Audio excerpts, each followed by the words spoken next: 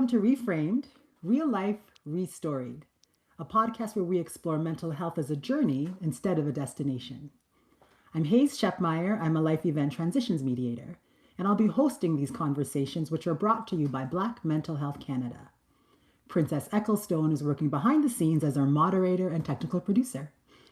Our guest is Nicole Inica Hamilton. Today we're exploring her connection to movement, holistic healing, and more. Nicole is the artistic director of Inica Dance Industries. She's a counseling member of the Canadian Counseling and Psychotherapy Association and a resident counselor with the Yorgan Dance.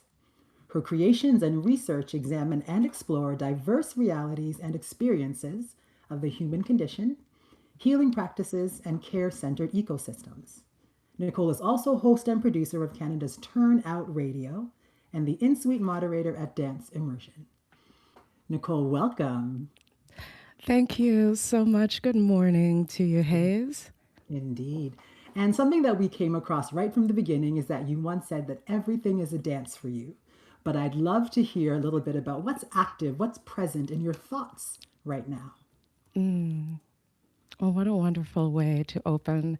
I want to thank you, first of all, to you, to Black Mental Health Canada for joining me today. It's such a pleasure and an honor to share space with you and your audience. In terms of your beautiful opening, what is most present with me right now as I arrive in the space is gratitude.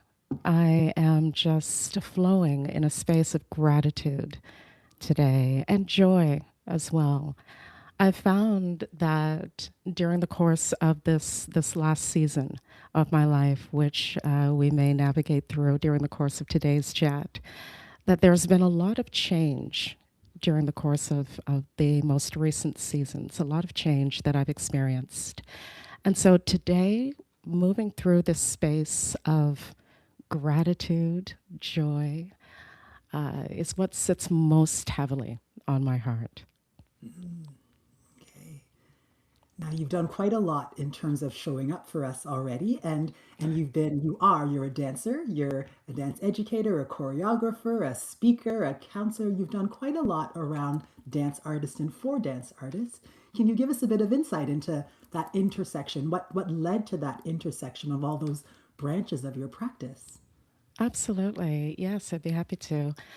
I remember when I was very young, it might have even been somewhere around the age of 10. I want to say it was around 10, that I asked my mother, what should I do? I know that there are many different things that I have great interest in, but what should I do? And I remember what she shared with me at that time was do what makes you feel happy. And I thought it was such a profound answer because my mother was a biology professor and she was very particular about us ensuring that we were at school on time and completing our homework. And so the conversation of school was very much prevalent in our discussions at the dinner table, after dinner. And so to receive that answer from my mother was very special for me. And so very early, I started to think about what makes me happy. And I'll return to that in a moment. Because with regards to the intersections, how I truly think about each of those different expressions, I'll refer to them as such. Each of them, although very different, have a similar inquiry for me. And so I've always been drawn to the understanding of, or the curiosity of what it means to be human, how we heal, how we love, how we hold space for one another. I've been drawn to those curiosities and inquiries, how we care for ourselves and one another. And so dance was my very first language of inquiry. It taught me that, or has taught me and continues to teach me, that the body holds memory. The body holds wisdom and fear and The body holds many different understandings, ways of beings.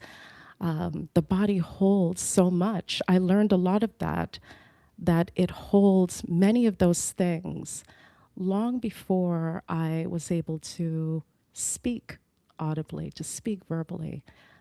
The wisdom that dance held within the body was something that was very was at the forefront of my mind. And so as I continued that exploration, counseling then became a natural extension. And uh, con- the shape of how counseling came into my life really became something that happened very organically. Dance was that first inquiry. It moved into this space of understanding that through becoming a counselor, I can marry this understanding of curiosity and marry this understanding of inquiry. Uh, and so each of them, although separate, different practices, have met in a way that brings something very special together for me. At the very center of them is love and curiosity and healing and questioning and more. And so that intersection is very much like a marriage for me. Yes. And in fact, I'll also add that no matter where I am, whether I am teaching, counseling, speaking, I'm still ultimately continuing to ask the same questions. How we cultivate deeper relationships with one another. What are the conditions that are allowing us to do so? So, yes, those intersections, that marriage has brought forth a very similar inquiry and space of curiosity. Thank you for that, Nicole. What I immediately picked up two themes. First is that that inquiry comes down to conversation. So it sounds like you've been having conversations with yourself, whether it's been verbal, whether it's been through movement, and then those conversations with your mom as a form of therapy, as a form of guidance. It's already sounding like there is a way to consider therapeutic conversations as guidance and influence and the ability to take what you've been led toward, how you've been guided, as a tool to share with others. But I really picked up that conversation piece, whether it's a conversation with yourself that it sounds like you've been doing, whether it's a conversation with others. And then the theme, just I'm curious about themes that have kind of shown up for you in the last bit, and especially themes around connection and healing, because those sound like very important experiences you've had. So what kind of themes have been coming up for you around connection and healing, given where you are right now in your seasons, as you referenced? Yes. I love the seasons. Yes, because there's been a lot of change throughout the course of my life. And I definitely think of them as these seasons that have flowed in and through different valleys and mountains. And with regards to that theme that you ask of, Hayes, more and more and more, the theme at the center of it all is love for me. That theme flows through every single thing that I do. And I'm not just referring to love, for example, as a feeling or an idea. I'm thinking right now in the space of our conversation about love being a practice for me, a way of being, and perhaps even a form of consciousness. I'm increasingly curious about what love asks of me, what it asks of us, how it shapes the way that we move in the world, how it invites us into these deeper relationships with one another. And across my work, whether it is in dance, counseling, whether it's in education, in whatever space, I've spent a lot of years, a lot of time exploring that in my own heart and exploring that with other people. what I'm noticing now is that love seems to flow in very different ways through my work, and through my heart. When I look at myself as, when I reflect back on myself as a younger human, I, what I started to realize, Hayes, is that loving other people has always been very easy for me. But loving myself, I found I didn't do it to the degree that I do it now. Throughout most of my life, I think the idea of loving others through my work was to offer them care, to offer them what they need. And what I've realized is through a lot of trauma that I've been through in my life, a lot of grief that I've been through in my life, that love started to look very different in terms of how I offer it to myself.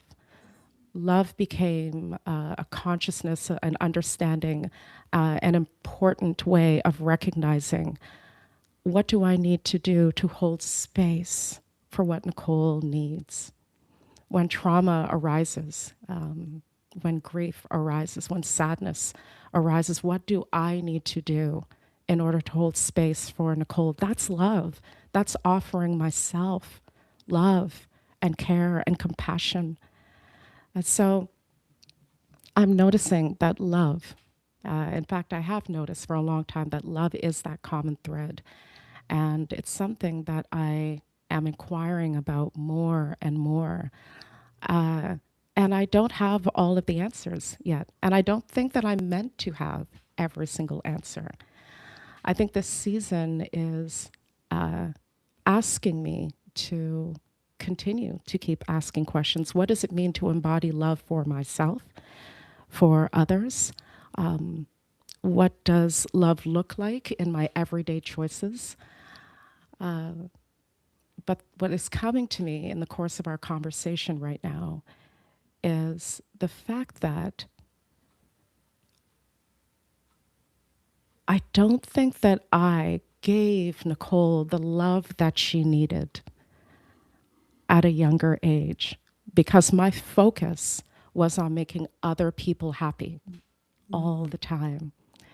And and that was an important sacrifice. That was necessary for me to do because I often felt happy when I offered joy and love and care to one another's. But there were times that I've realized that in the face of that, that I've sacrificed sometimes what it is that I need. And so, because the last few years, the last few seasons of my life, I have been met with some great challenges that I've shared with you prior to this conversation. Great challenges that have involved loss in my family. What I have learned through the loss, Haze, is the importance of loving myself deeply, holding space for what I need deeply. And so dance has been a great part of that. So when you ask me about the emerging topic that's centered in everything, in the connection, in the healing, in the consciousness, right now, what the universe is inviting me to do, to explore more and more, is how to love myself that much more deeply. And of course, in the space of that, how to love others as well. That's quite impactful for me in the sense that there are often opportunities where giving ourselves to others comes naturally, and there are tasks or services we'd offer that we forget to offer to ourselves. So I appreciate you giving that context. And my next question, building on that, would be specific to this conversation. What are some of the rituals, the habits, the practices that you could consider offering to Nicole that you've been providing to others? What are some of those practices, rituals, habits that show love to you? Okay, I'm going to tell you, it's prayer. Mm. Prayer is the first one, creating space for reflection and moments of stillness. I honor the stillness, sometimes just being quiet, sitting in the stillness at times, because life is so busy. There's very often so much that is coming at us. When we look around the atmosphere, the world that we sit in, the changing climate, there's so much. And so sitting in stillness to take time to pray and to meditate brings me a lot of joy and brings me an opportunity to ask myself very meaningful questions. And so prayer, sitting in that space and uh, trying to cultivate this understanding of what it is that I need in this moment, what can I offer others in exchange that can provide for nurturing in our relationships. So that is first, prayer. Yeah. Movement, if I can Mm. talk about that, dance, yes. Dance is certainly one of those rituals.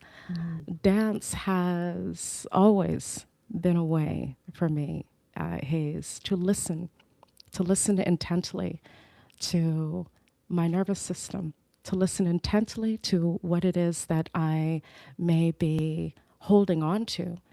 Dance has created a space for me to sometimes say what I need to say with my body.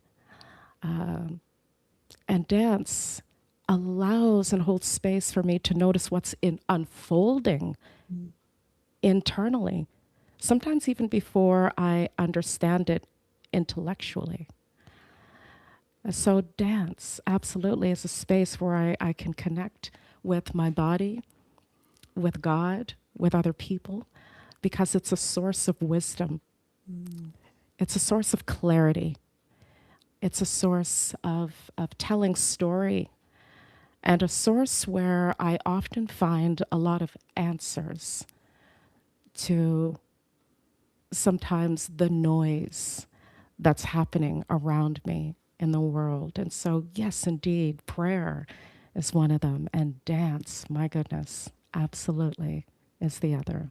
And I could give you a list, Hayes, of so many, but those two have brought me through some of the deepest, darkest places in my life. Yes. And it's interesting because those things require choice. So, taking a step back, you have to choose to make the time given the responsibilities and the commitments and the other people in your life. But what I'm hearing you speak to is the decision to prioritize what it is that you need and then to make time for it, whether it be stillness, whether it be prayer, whether it be movement. That first decision to Yeah. honor is going to prompt the scheduling or rescheduling or saying no to something so you can say yes to yourself. Yes. Oh, I like that. I like that a lot. Saying no to something and saying yes to ourselves.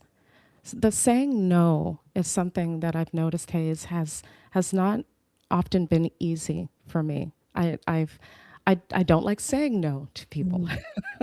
That's something that I learned about Nicole, Yes. throughout my life, that I don't like saying no because I've wanted throughout the course of my journey to say yes, to please.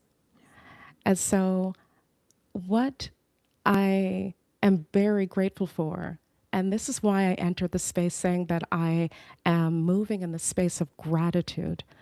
What I'm grateful for is that there is learning that happens in our seasons, in my seasons. There's learning that happens in there that has brought me to an understanding of knowing this, that it's also okay to say no.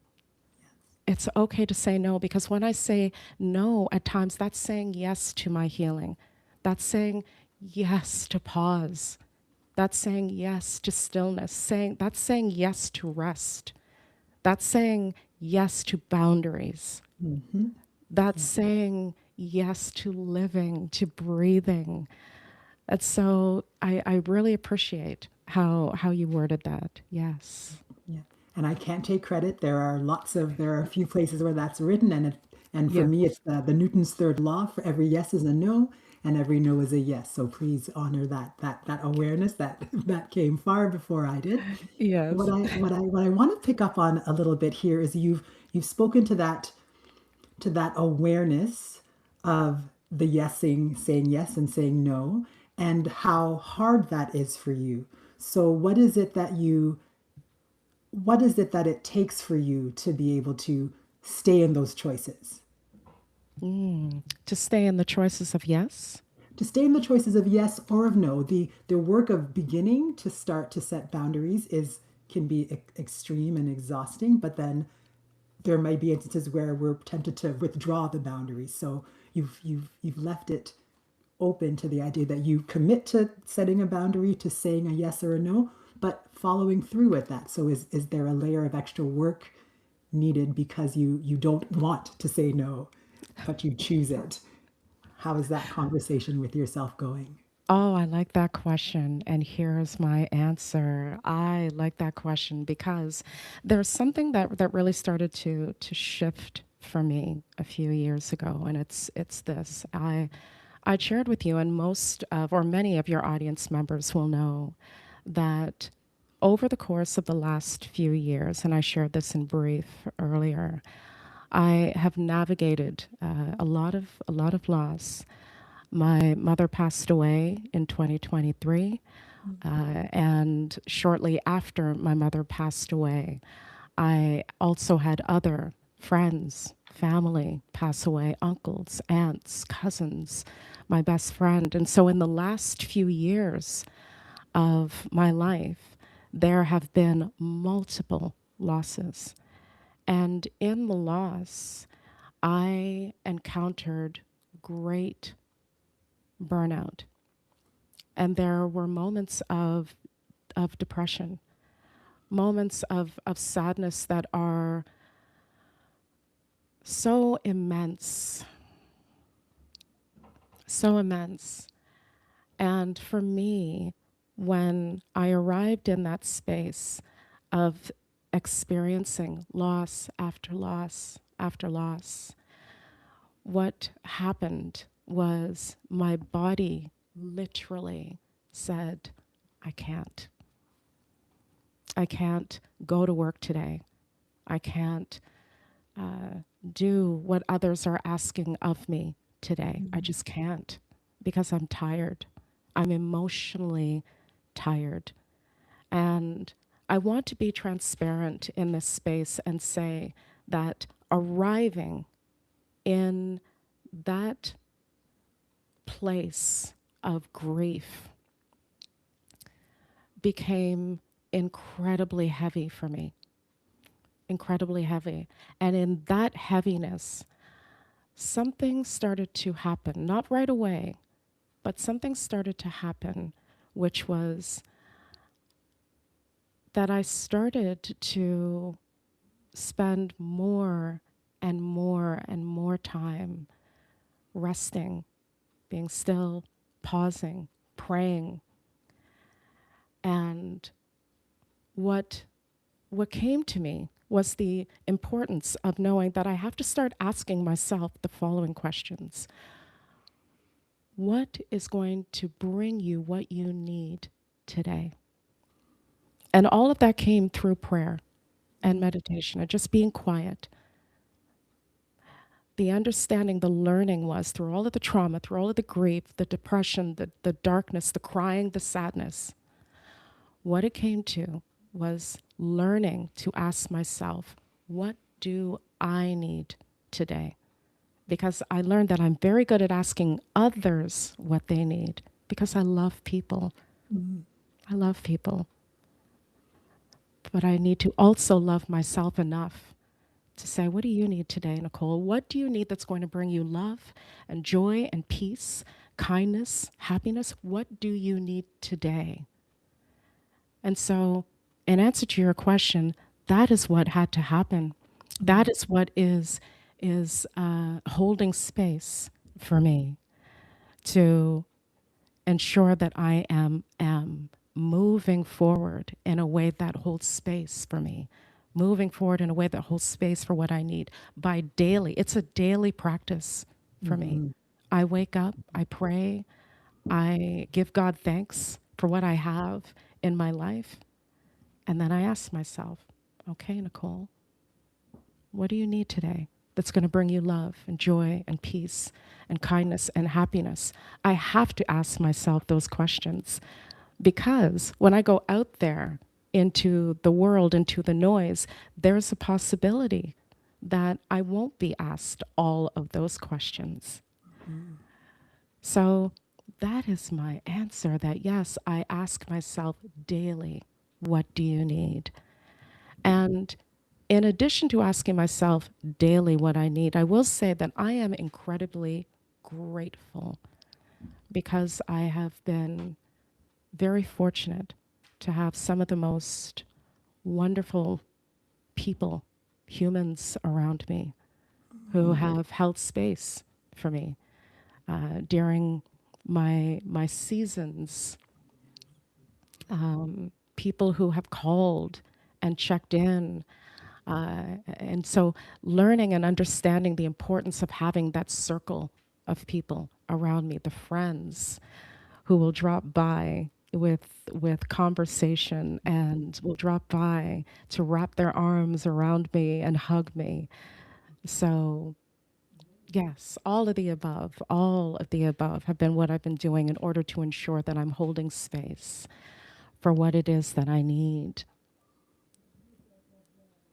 Thank you, Nicole. That is a lot of things, and it starts with my gratitude for your ability to articulate what has worked for you, what hasn't worked for you, what you continue to hope will work for you, and how your ability to balance stillness, movement, others, and yourselves continues to be that daily conversation. Thank you It, so much for giving us insight into how you've reframed and recreated some possibilities, given that there are struggles, seasons, mountains, valleys, and awareness. Thank you, yes, Nicole. yes, my pleasure. And if I may say something, if I may offer this, that what I've learned to appreciate is that healing isn't, for me, hasn't always been about um, releasing. Sometimes it's about, sometimes, yes, about releasing, but sometimes it's also about turning and facing the grief, talking to it, letting it know how you feel, where it stands, what it feels like in my body. And so this journey of healing, of holistic healing, has really been looking at all the areas and spaces of what it is that I need physically, mentally, emotionally, spiritually.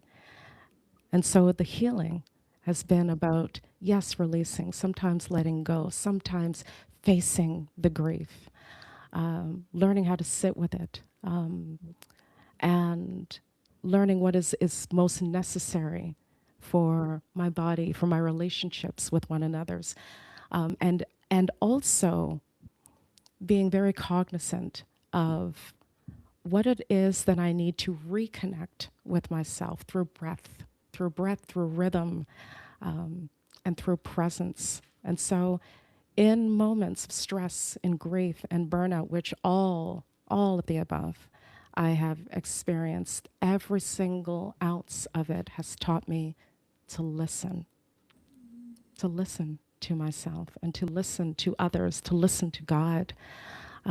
And rather than always asking, okay, how do I overcome this, which I do ask as well, but also, how do I reconnect with self?